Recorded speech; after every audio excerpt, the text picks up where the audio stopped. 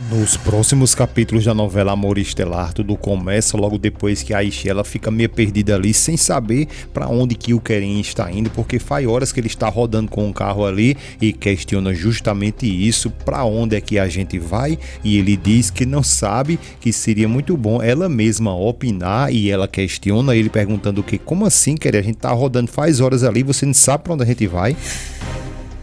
Ele diz a ela que não faz ideia porque a gente saiu de casa de um jeito tão absurdo. Ele logo depois pergunta a ela o que acha da gente ir para Carapuz, porque lá tem um DJ muito bom e quem sabe a gente pode curtir algumas músicas. Ela diz a ele que não, lógico que não, que para Carapuz ela não vai de jeito nenhum porque já conhece o estilo de música dele.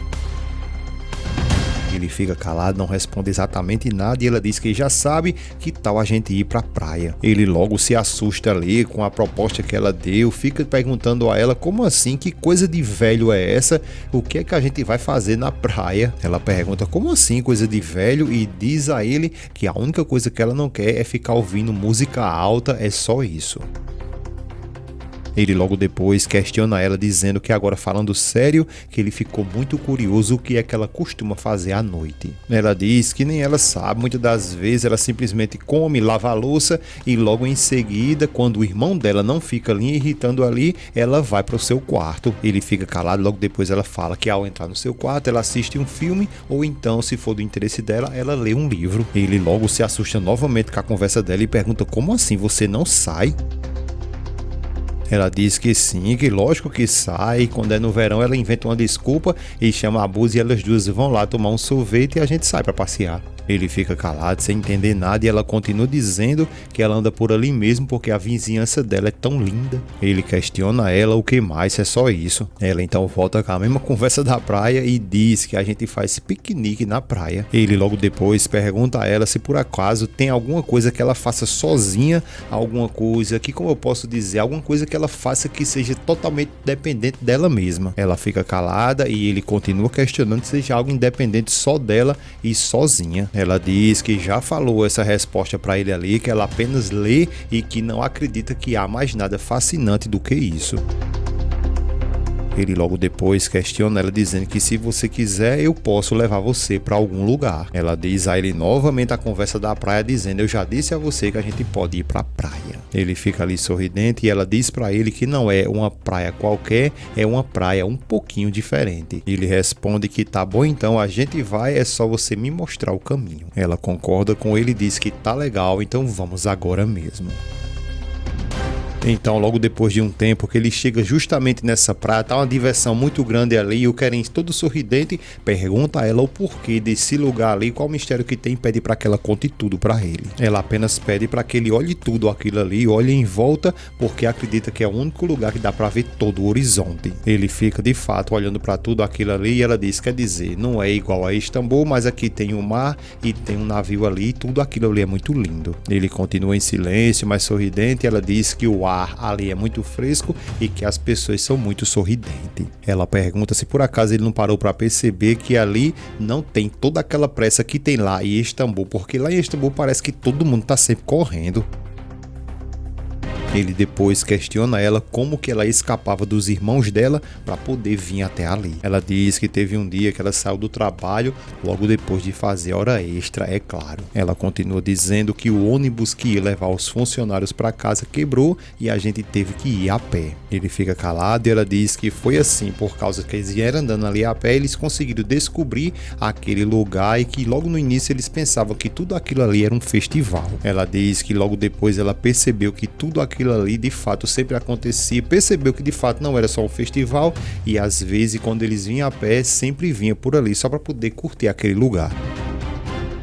Ele fica apenas olhando para ela, ela pega aquele chá e diz, mas é claro que nunca a gente sentou aqui para poder tomar um chá, né? Ele diz a ela que então ela veja aí que essa é a noite de sorte dela. Ela diz que sim e logo depois ele fala que ainda bem que a gente brigou, né? E saímos de casa. Ela começa a sorrir. Ela logo em seguida diz que realmente também acha que foi muito bom e ele diz que tudo isso valeu muito a pena.